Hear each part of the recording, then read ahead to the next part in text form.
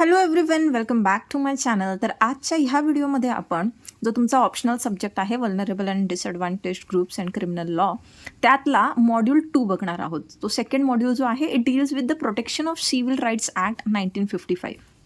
आता ह्या ॲक्टमध्ये आपण म्हणजे ह्या पर्टिक्युलर मॉड्यूलमध्ये आपण हा जो ॲक्ट आहे हा अभ्यासणार आहोत. So before I proceed let me tell you all, ज्यांना कोणाला माझे क्लासेस जॉईन करायचे असतील, आपले जे ऑनलाईन क्लासेस होतात ते मला डिस्क्रिप्शन बॉक्समध्ये दिलेल्या नंबरवर किंवा स्क्रीनवर पण तुम्हाला आता जो नंबर दिसतो आहे त्याच्यावरती कॉन्टॅक्ट करू शकतात.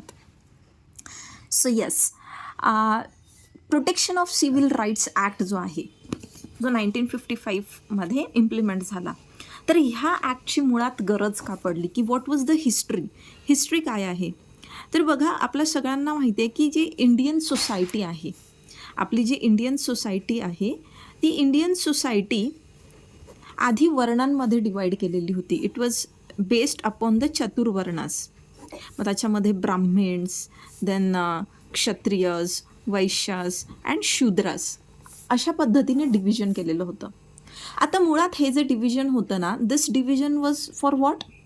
ये जो डिव्हिजन किया गया था कास्ट वाइज, तो I mean based upon the varnas, it was done for the division of labour.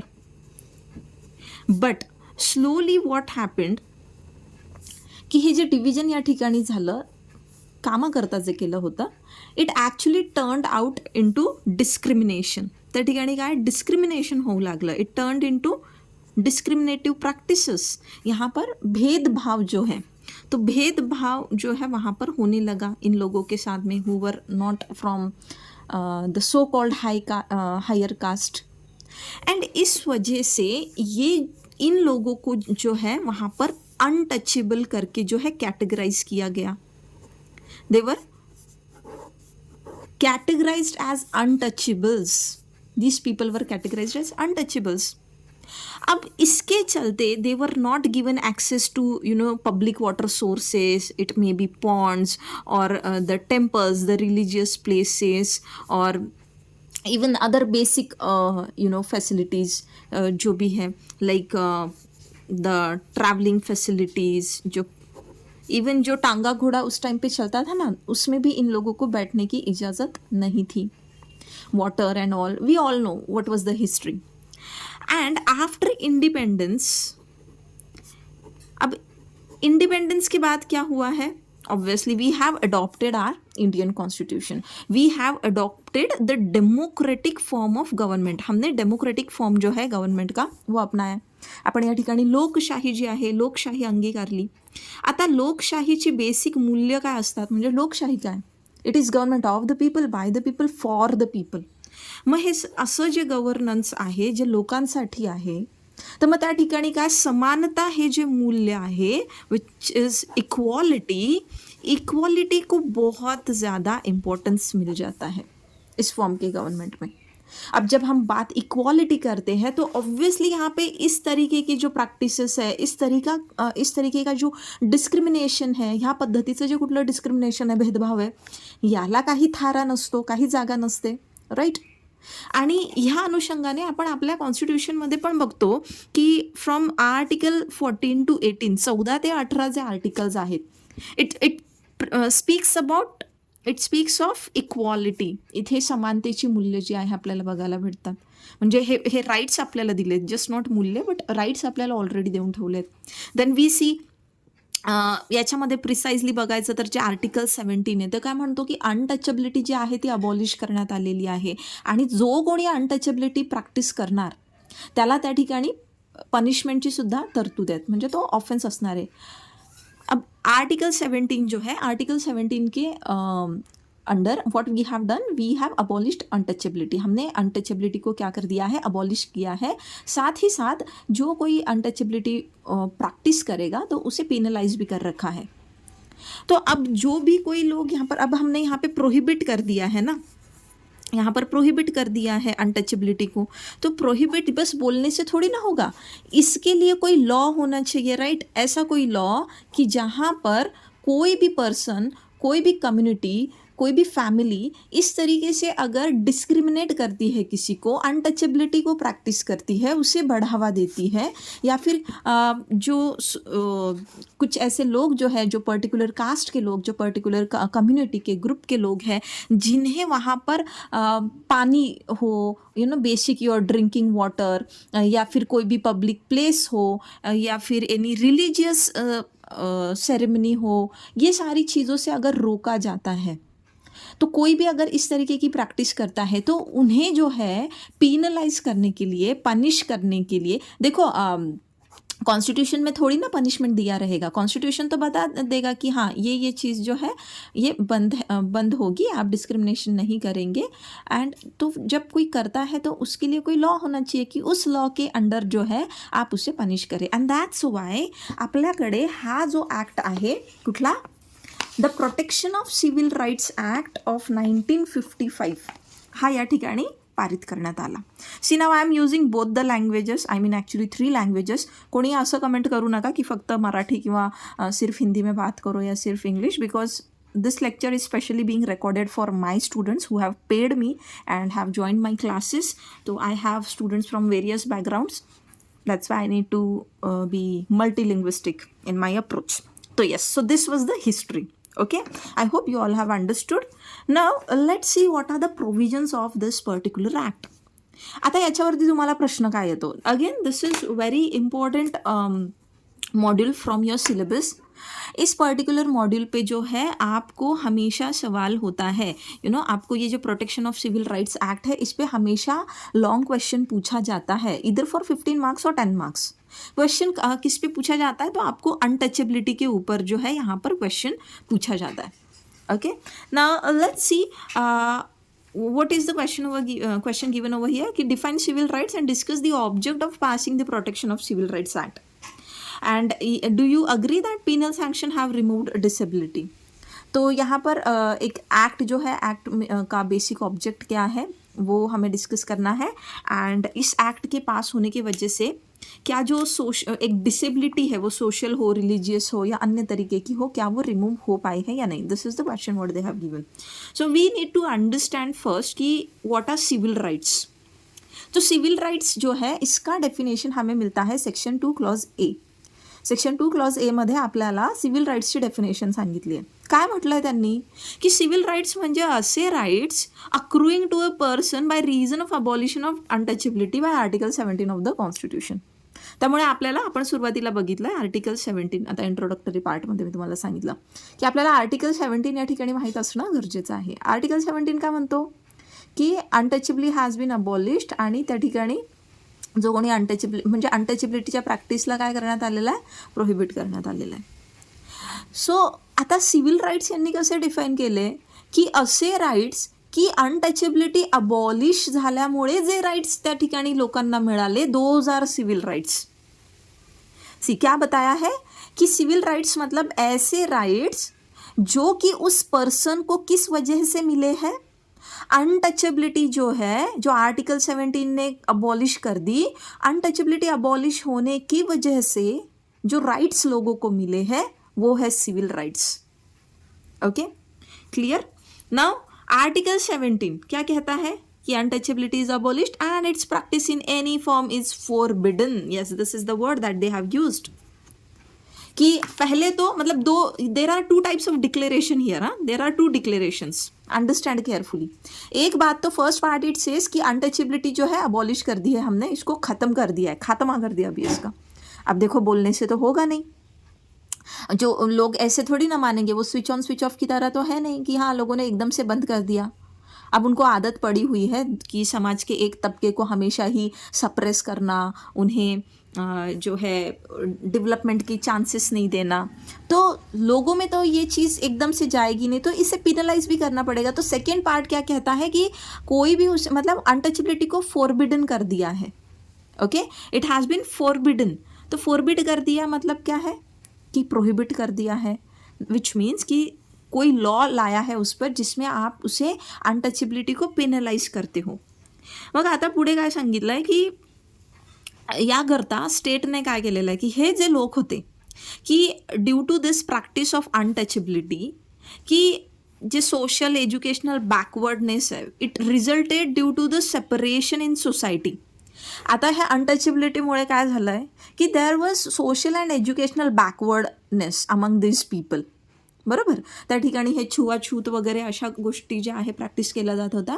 आणि म्हणून समाजामध्ये काय आहे, हे जे लोक होते ज्यांच्यासोबत अनटचेबिलिटी प्रॅक्टिस केली जात होती, त्यांच्यामध्ये ऑब्व्हियस आहे ना की त्यांना जर त्या ठिकाणी प्रगतीचे कुठले संसाधनच अवेलेबल नव्हते किंवा त्यांना नेहमीच त्या ठिकाणी दाबण्यात आलं आहे, दडपशाही झालेली आहे, सप्रेस करण्यात आलं आहे, त्यांचं शोषण झालेलं आहे, तर मग अशा लोकांची सामाजिक आणि शैक्षणिक प्रगती होणं अपेक्षित आहे का? Obviously not.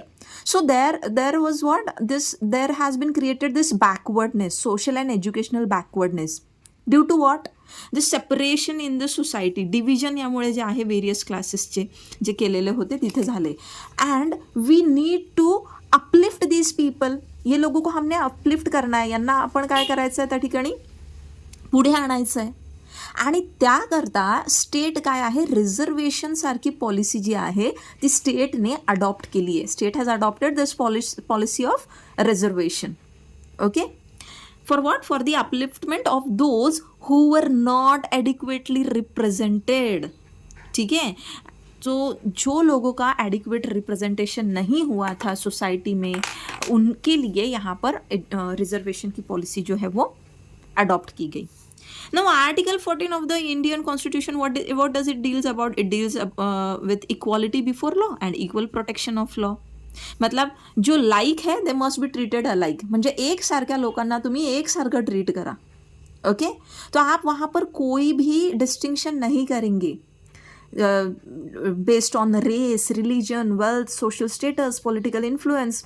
कोण किती मोठ्या घरातला, कोण किती श्रीमंत, कोणाचं किती राजनैतिक त्या ठिकाणी अफिलिएशन्स आहे, हे सगळं त्या ठिकाणी बाजूला ठेवून सगळ्यांना कायद्याने एक समान ट्रीटमेंट द्यायची. Now as all persons are not equal by nature, some of them need separate treatment. आता काय ना, मुळात by nature not every one is same, not every one is equal. ठीक है, all person they are not equal.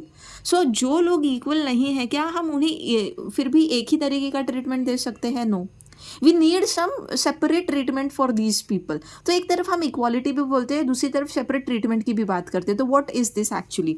So देखिए, for example कि ये एक छोटा बच्चा है. दिस बच्चा is 7 years old. Okay, and here we have this person who is for instance 25 years old.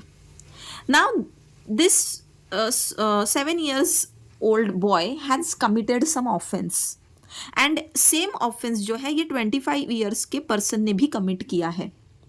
अब मुझे बताओ, लॉ इन दोनों को इक्वली ट्रीट करेगा क्या? नहीं, बिकॉज हा लहान मूल आहे, हे लहान मूल आहे. ह्या लहान मुलाकडनं जे काही झालं आहे, एकतर ते जनरल एक्सेप्शन्समध्ये येईल. पहिली गोष्ट तर IPCमध्ये जे सेक्शन 76 पासून 106 पर्यंत दिलेत, किंवा त्याला त्या ठिकाणी जे आहे सुधारगृहामध्ये पाठवण्यात येतं. बरोबर, पण तेच एका 25 वर्षाच्या माणसाला तुम्ही जनरल एक्सेप्शनमध्ये टाकणार का? म्हणजे जर दोघांचं ह्या ठिकाणी जर जनरल एक्सेप्शनमध्ये बसत नसेल just due to this age criteria, नाही ना, याला काय आहे, शिक्षा वेगळी होईल, याला तुरुंगात पाठवलं जाणार, याला सुधारगृहात नाही पाठवलं जाणार. सो इथे ट्रीटमेंट जी आहे, दिस 7 year का बच्चा नीड सेपरेट ट्रीटमेंट. ओके, तो हे फक्त मी तुम्हाला उदाहरण दिलं की कसं there are means not all persons are equal and they need separate treatment. मग जेव्हा लहान मुलांचा ग्रुप येतो तर त्यांना सगळी जी लहान मुलं सुधारगृहात पाठवली जातात, जी मोठी माणसं आहेत त्या सगळ्यांना तुरुंगात पाठवलं जातं.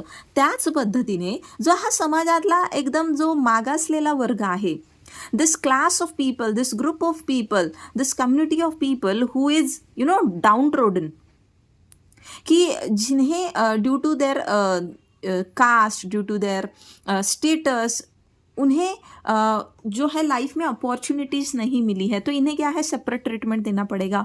एंड यहाँ पर legislature is entitled to reasonable classification. तो लेजिस्लेचर, हालांकि हम equal laws for equal people कहते हैं, हम इक्वालिटी कहते हैं, बट हम क्या कहते हैं कि रीजनेबल क्लासिफिकेशन जो है इसे हमने अलाउ किया है कि अगर कोई समाज ऐसा है, कोई ग्रुप ऐसा है कि जिन्हें अलग से ट्रीटमेंट मिलना चाहिए, उनके लिए हमने अलग से वहाँ पर प्रोविजंस बना रखे हैं reservation is one of such provision. But अब ये जो क्लासिफिकेशन है ना, ये जो यहाँ पर रीजनेबल क्लासिफिकेशन की बात की है हमने, it should not be fanciful, it should not be arbitrary, it should not be evasive. म्हणजे काय, मनमानी कारभार नसावा इथे, मोघम असं काही नसावं. फक्त तुम्हाला असं वाटलं की हां चला अमुक अमुक जातीच्या लोकांना ना चला आपण काहीतरी त्या ठिकाणी रिझर्वेशनची पॉलिसी जी आहे ती इम्प्लिमेंट करूया, त्यांना काहीतरी सूट देऊयात त्यांच्या वयामध्ये, रिक्रुटमेंटमध्ये. तर इथे आर्बिट्ररी किंवा फॅन्सीफुल क्लासिफिकेशन नाही पाहिजे. It should be based on some intelligible differentia. Intelligible differentia means what, की such a difference which is capable of being understood. म्हणजे याला आपण उचित वर्गीकरण असं म्हणतो, you know, which is reasonable enough. One can understand की why such classification is being made. Then every citizen has a right to. Now what article 15 says, article 15मध्ये काय सांगितलं की प्रत्येक सिटीजनला काय राईट आहे टू ॲक्सेस व्हॉट, शॉप असेल, पब्लिक रेस्टॉरंट आहे, हॉटेल आहे, किंवा पब्लिक प्लेसेस ऑफ एंटरटेनमेंट, किंवा मग पाण्याचे त्या ठिकाणी पाण्याचा कुठला पाणी पुरवठा असेल, you know, like wells, tanks, bathing ghats, roads, places of public resorts which are maintained out of state fund. म्हणजे प्रायव्हेट प्रॉपर्टी नाही आहे, कोणाच्या प्रायव्हेट प्रॉपर्टीमध्ये तुम्ही गेले, म्हणजे एखाद्याचं शेत आहे आणि त्या शेतामध्ये एखादी विहीर है, हाँ, किसी का खेत है, उस खेत में कोई कुआ है पानी का, देर इज दिस वाटर का well over there, and you are saying कि no I want access over there, and आप एक्सेस नहीं दे रहे हो तो मतलब आप वहाँ पर कोई सोशल डिस्क्रिमिनेशन कर रहे हो. तो ऐसा नहीं है.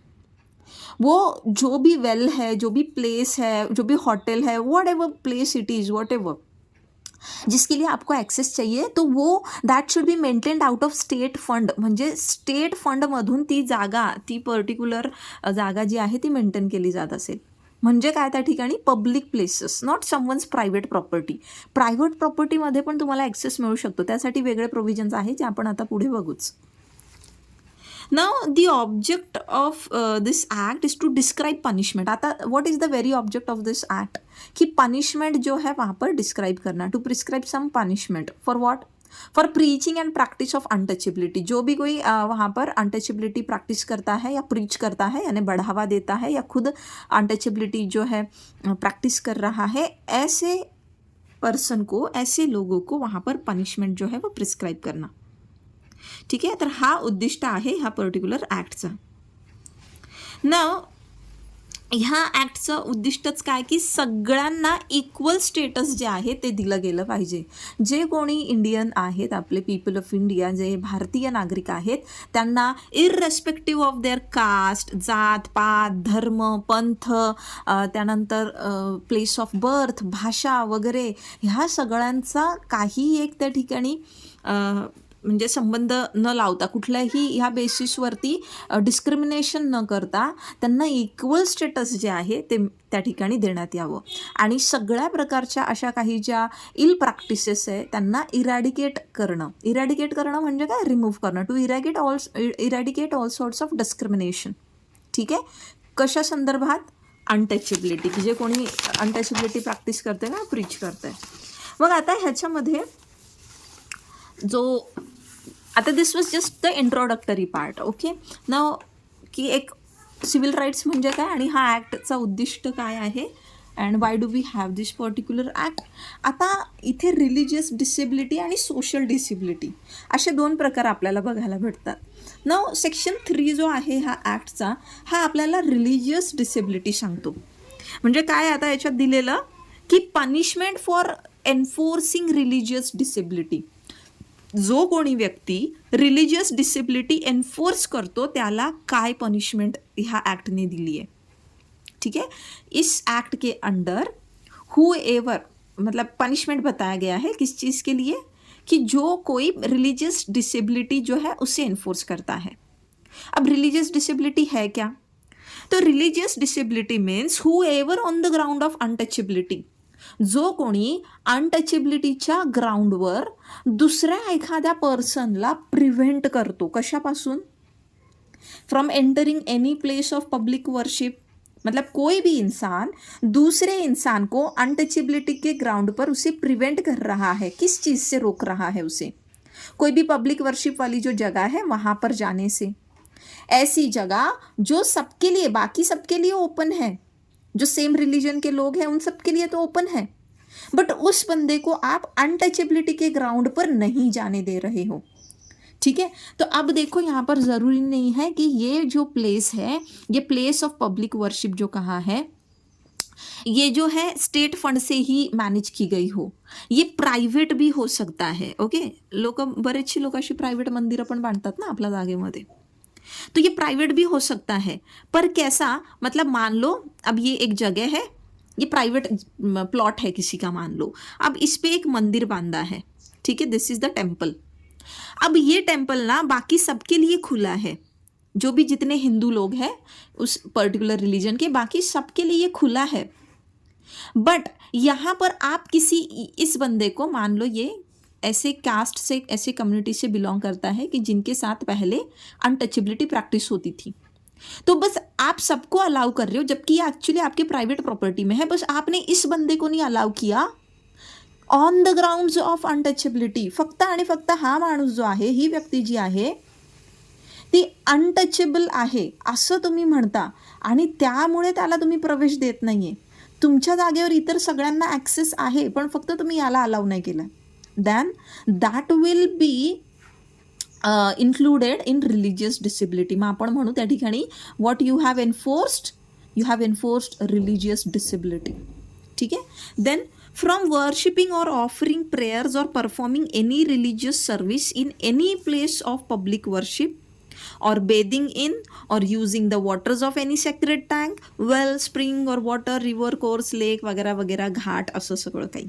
ठीक आहे, काय म्हटलंय की एकतर काय की असं मंदिर वगैरे किंवा काही पण, मी आता एक हिंदू धर्माचं उदाहरण घेतलंय, त्या दुसरं पण काय असू शकतो। ठीक आहे, नाव इथे फ्रॉम वर्शिपिंग और ऑफरिंग प्रेयर्स किंवा अजून दुसरी कुठली रिलिजियस सर्व्हिस जी आहे अशा ठिकाणी, जसं की बघा फॉर एक्झाम्पल गंगा स्नान करतात बरेचसे लोक, ते असेल, किंवा मग त्या ठिकाणी काही असे स्प्रिंग्ज असतात किंवा काही लेक असतात की जिथलं पाणी जे आहे ते समजलं जातं की इथे खूप पवित्र आहे, मग ते पाण्यामध्ये त्याला जाण्यापासून तुम्ही वंचित, काही कुंड असतात ना असे, देर आर सर्टन कुंड कि जो बहुत होली कंसिडर किए जाते हैं, जिसमें आप डुबकी लगाते हो, कहा जाता है ना कि आपके सारे रोग वगैरह, स्किन डिसीजेस जो होते हैं वो चले जाते हैं एंड ऑल। इस तरीके के काफ़ी सारे प्लेसेस हैं हमारे इंडिया में।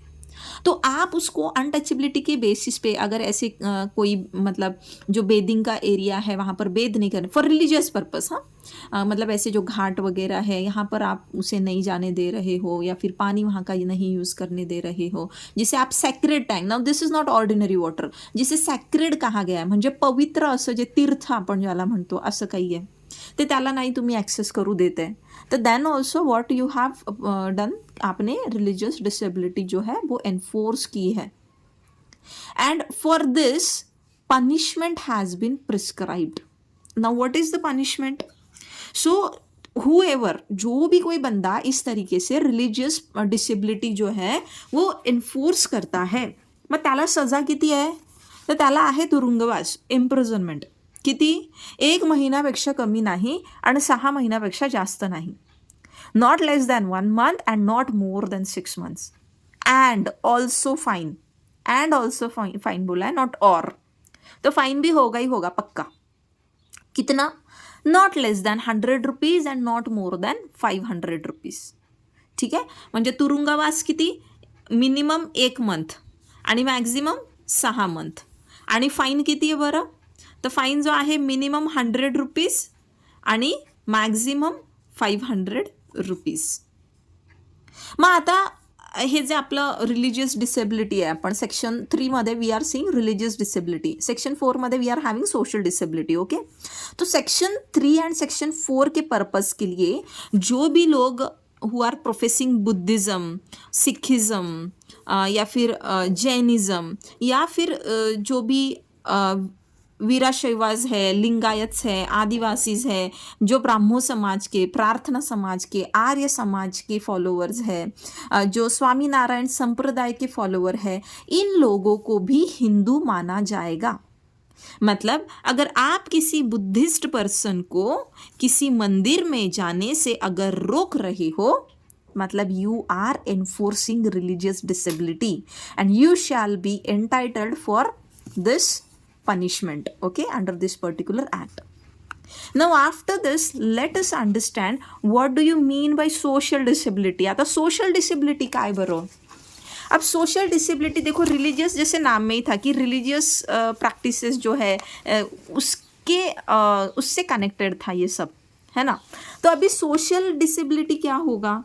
ऑब्वियसली कि सोसाइटी में व्हेन यू आर स्टेइंग, तो आपको किसी जगह में जाने से मना किया जा रहा है, ऐसी प्लेस जो सबके लिए खुली है बट आपको वहाँ पर एक्सेस डिनाई किया जा रहा है. So this will all come under social disability.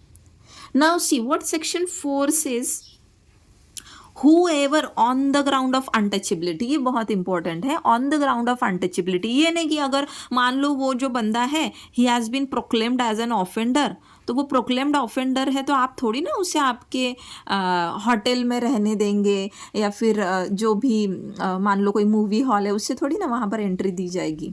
तो ये दिस whatever denial है ना to access certain places, it should be made on the ground of untouchability. अनटचेबिलिटीच्या ग्राउंड्सवरतीच ह्या गोष्टी झालेल्या असेल तर ते ह्या ॲक्टच्या अंतर्गत मोडणार. मग आता काय म्हटलं आहे की whoever on the ground of untouchability enforces against any person any disability with regard to काय access to any shop. एखाद्या दुकानात त्याला तुम्ही येऊ देत नाही, किंवा कोई पब्लिक रेस्टॉरंट, त्याला एखाद्या पब्लिक रेस्टॉरंटमध्ये जे सगळ्यांसाठी खुलं आहे, सगळेजण तिथे येऊन खातात पितात, फक्त तुम्ही त्या व्यक्तीला अनटचेबिलिटीच्या ग्राउंडवरती येऊ देत नाही आहे. देन हॉटेल्सवर तुम्हाला माहिती आहे का, पूर्वी लिटरली अशा पाट्या लावलेल्या असायच्या की अमुक अमुक जातीचे जे लोक आहे ना त्यांना एंट्री नाही आहे असं म्हणून. आणि ह्या लोकांची आजही काही देर आर सर्टन एरियाज की वेअर यांची मंदिरं वेगळी आहेत आणि सो कॉल्ड हाय क्लास पीपलची मंदिरं वेगळी आहेत. आणि हा लो कास्टचा माणूस ह्या हाय क्लासच्या मंदिरात नाही जाऊ शकत आणि हा हायर क्लासवाला यांच्या मंदिरात नाही जात. बघा म्हणजे काय भेदभाव आहे, क्या ही इसमें लॉजिक है, I don't understand. Okay, now the use of any utensils या फिर ऐसे कोई आर्टिकल्स जो कि किसी भी पब्लिक रेस्टोरेंट, होटल, धर्मशाला में रखे, या किसी सराय में, या किसी मुसाफिर खाना में. सराय मतलब वही ऐसे जहाँ पर आप हॉल्ट कर सकते हो व्हेन यू आर ट्रैवलिंग. पहले के ज़माने में हुआ करते थे ये ज़्यादा. तो then practice of any profession, आप उसे किसी पर्टिकुलर प्रोफेशन को प्रैक्टिस करने से रोक रहे हो, या फिर कोई पर्टिकुलर काम धंधा व्यापार बिजनेस करने से उसे रोक रहे हो, या किसी पर्टिकुलर जॉब में आप उसे एक्सेस नहीं दे रहे हो. You know, saying that you belong to so and so caste, so your job is only to do this thing and you cannot practise so and so profession. असं होतं बरं का, आजही बऱ्याच ठिकाणी होतं. म्हणजे तुम्ही बातम्यांमध्ये जर बघितलं ना की एखादा दलित समाजातला नवरदेव घोड्यावरती चढला, म्हणजे घोडीवरती त्याने जे आहे लग्नाची त्याची वरात वगैरे जर आणली, तर त्याला बेदम मारण्यात आलं, किंवा अशा काही तुम्हाला बातम्या ज्या आहेत त्या बघायला भेटतील भरपूर. आजही ही प्रॅक्टिस होते. Now the use or access to any river stream. आता हे सॅक्रेड रिव्हर नाही आहे बरं का, मगाशी पण हा पॉईंट बघितला, but this is not about sacred. General any river, any water source basically, किंवा बेदिंग घाट की जिथे सगळेच आंघोळ करताय ना, बरियल और क्रेमेशन ग्राउंड जिथे अंत्यविधी वगैरे होतो है ना, ते सगळं, किंवा sanitary convenience, any road, passage, असा कुठलाही रस्ता याच्यावर तुम्ही त्याला ये जा करू देत नाही आहे. किंवा मग place which is use for charitable और पब्लिक पर्सन, ती होल्ली स्टेट फंड कडून मेंटेन होत असेल किंवा पार्टली असेल, ठीक आहे, किंवा मग प्रायव्हेट पण असेल, पण इतरांसाठी खुली आणि फक्त त्या ठिकाणी अनटचेबिलिटीच्या ग्राउंडवर रोखण्यात आलं आहे. तो इस तरीके से ये जो सारा है, अभी कंस्ट्रक्शन उसे करने से रोक रहे हो, या फिर कोई प्रॉपर्टी जो है उसे एक्विजिशन करने से, रेसिडेंशियल प्रिमाइसेस किसी लोकॅलिटी में, हे पण होतं. मागे यूट्यूबवर बघा एक व्हिडिओ होती जिथे एक बाई जी आहे ती इतकी शिव्या घालत होती कारण तिचं हे असं घर होतं आणि त्या घराशेजारी हा असा मोकळा प्लॉट होता, म्हणजे तिच्या घराच्या भिंतीला लागूनच ही जी जागा होती, आणि हा प्लॉट नेमका एका दलित समाजाच्या व्यक्तीने विकत घेतला. And this lady, she was abusing that person like hell. I had seen that video on YouTube only, like some 2 or 2.5 years back. So that time I was also a law student and I had shared this experience with my professor also that time. तो मुझे अब याद आया कि ऐसे भी लोग होते कि जो इन लोगों को घर जो है अपने बाजू में लेने से जो है मना करते हैं, या फिर उन्हें टॉर्चर किया जाता है, या फिर any such kind of thing कि जहाँ पे कोई प्रॉपर्टी जो है उन्हें लेने से मना किया जा रहा है, या फिर उनकी प्रॉपर्टी है उस पर कंस्ट्रक्शन करने से मना किया जा रहा है, एंड सो ऑन। कोई भी धर्मशाला का यूज़ हो वगैरह वगैरह, कोई भी रिलीजियस कस्टम का ऑब्जर्वेंस हो, कोई भी सोशल कल्चरल प्रोसेशन हो, जैसे मैंने अभी बताया कि दूल्हे की बारात निकली घोड़े पे तो उसे जो है पीटा गया, मारा गया, कि आप दलित समाज के हो के आप कैसे ही जो है घोड़ी पर चढ़ गए। तो this kind of things, the use of jewellery, finery and all, तो ये सारा होगा आपका सोशल डिसेबिलिटीज़ में। Again what is the punishment over here, same जो हमने रिलीजियस डिसेबिलिटी के लिए देखा उतना ही, नॉट लेस देन 1 मंथ का imprisonment and not more than 6 months, okay, maximum 6 months, fine not less than 100 and up to 500 rupees. So this was about religious and social disability. In coming lecture we shall discuss the next part of this particular module.